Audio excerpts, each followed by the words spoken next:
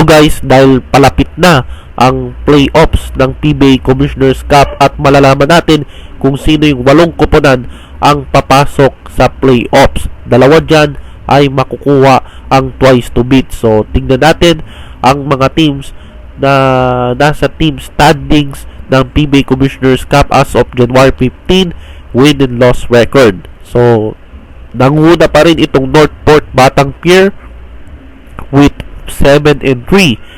So kagabi itong Northport natalo laban sa Meralco Bolts. Pangalawa itong Converge Fiber Xers with 7-3.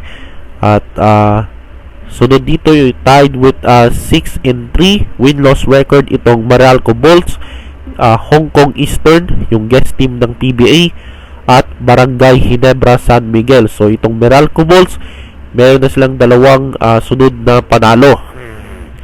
Sunod dito ang TNT Tropang Giga with 4-2. Meron na silang 4 na sunod na panalo.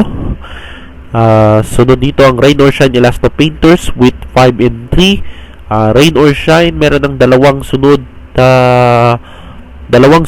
na pagkatalo after manalo sila ng 5 straight games. At ang pangwalo dito ang San Miguel Beermen with 4-4 win-loss record. So kakabalik lang ni Coach Leo at nag-adjust pa itong Beermen.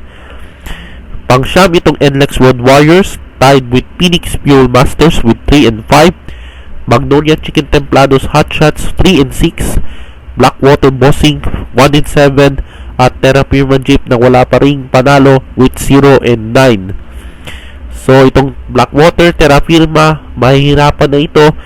NLEX, Phoenix at Magnolia, may chance pa ito, no? So sa makikita natin itong naghahabol talaga itong Meralco, Ginebra at TNT, lalo na itong Meralco na may 2-game winning skid at TNT 4-game winning skid.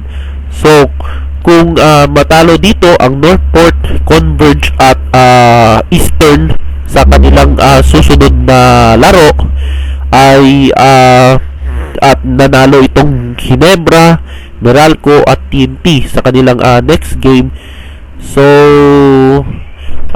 posible magbabago ang standings ng mga koponan. So ang habol dito ay posisyonan talaga, lalo na yung 1 and 2 kung saan makukuha ang twice to beat advantage.